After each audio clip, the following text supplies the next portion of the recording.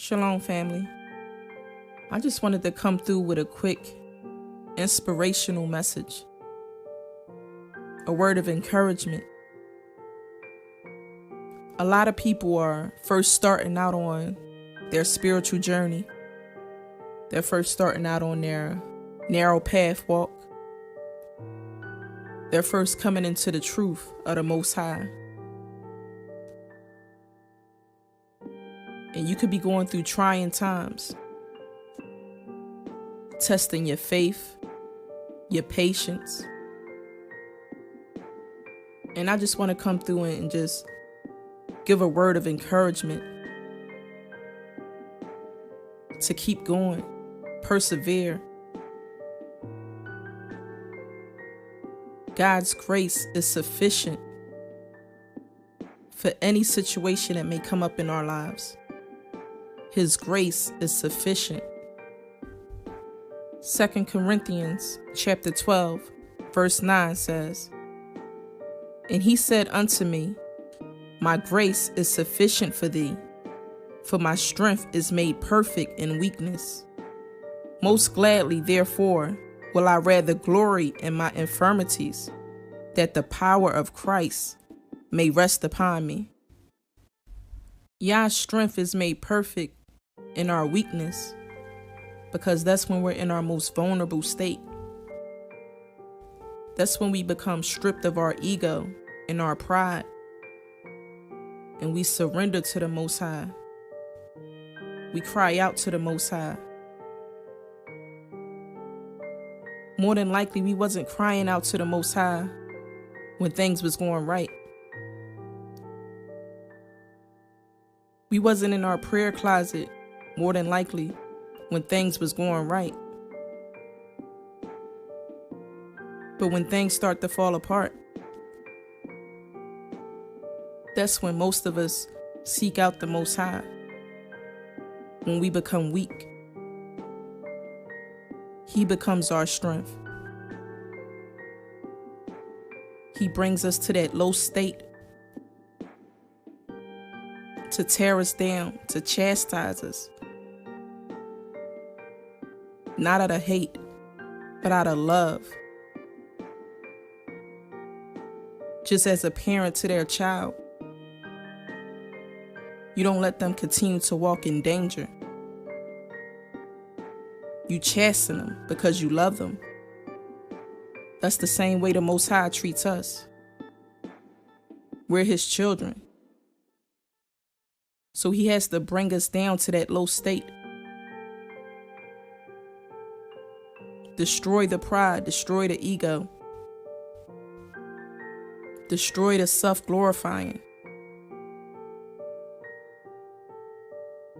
When we're in that vulnerable state, that's when we're able to hear the voice of the Most High. That's when we're able to fully surrender, because nothing else worked. His grace is sufficient. It never runs out. And that verse also says that the power of Christ may rest upon me. When I become weak, when I glory in my infirmities, the power of Christ rests upon me. Hebrews chapter 4, verse 16. "Let us therefore come boldly unto the throne of grace, that we may obtain mercy and find grace to help in time of need." Let us boldly come unto the throne of grace. Boldly. The Most High didn't say be fearful and come to the throne of grace. The Most High didn't say be hesitant. He said boldly come unto the throne of grace. Oftentimes when we backslide, we're harsh on ourselves, because when you know better, you should do better. But sometimes we can be too harsh on ourselves and remain in that state of sin when we backslide because we're fearful to come unto the throne of grace.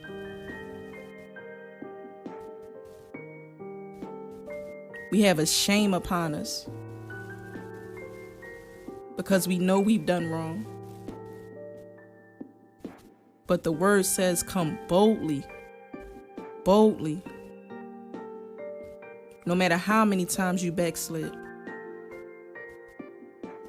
If you have breath in your body, there is still time for you to come unto the throne of grace and repent and to clean yourself up. There's a saying that goes, when you fall down, as long as you can look up, you can get up. As long as you can look up, you can get up. Don't remain in that state of sin. Come boldly unto the grace of the Most High. Lamentations, chapter 3, verses 22 through 23. It is of the Lord's mercies that we are not consumed, because his compassions fail not. They are new every morning. Great is thy faithfulness. His compassions fail not. The Most High compassion for us fails not. Great is his faithfulness. Great is his faithfulness. We owe it to ourselves to get up out of that state of sin. You may have backslid. You may have gone off track for a while. Fall back in line. The Most High is faithful. His compassion for us remains there. His grace is sufficient for us. That doesn't mean take the Most High's grace for granted. Because in Romans chapter 6, verses 1 through 2, it says, what shall we say then? Shall we continue in sin, that grace may abound? God forbid. How shall we, that are dead to sin, live any longer therein? Meaning we shouldn't remain in that sin. We shouldn't remain in that state of sin. We shouldn't take the Most High's grace for granted. Don't drown in your shame. Don't drown in your self-pity.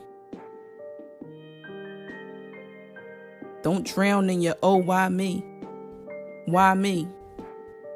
Romans chapter 6, verses 12 through 13, it tells us, let not sin therefore reign in your mortal body, that ye should obey it in the lust thereof.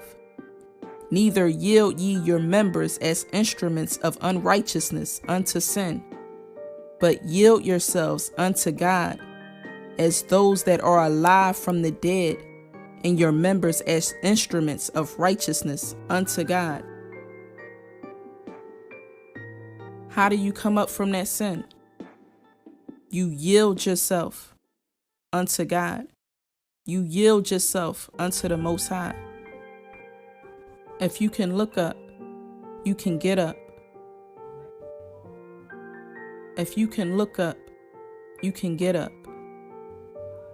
Don't remain in your state of sin. Don't let your backslide be the end of you. Yield yourself to the Most High. Get back in prayer.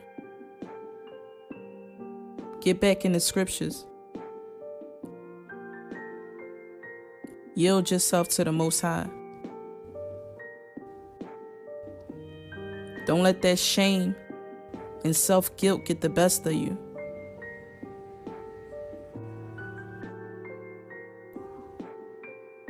Don't take the Most High's grace for granted. Yes, it is sufficient, But that isn't an excuse for you to remain in your sunken place. Rise up. Rise up. Hopefully this message was for somebody. Hopefully this message is received well for somebody. You may have backslid. You may feel like you've angered the Most High. But yield yourself unto Him and go boldly unto the throne of grace. Go boldly unto the throne of grace. Peace and blessings. Shalom, family.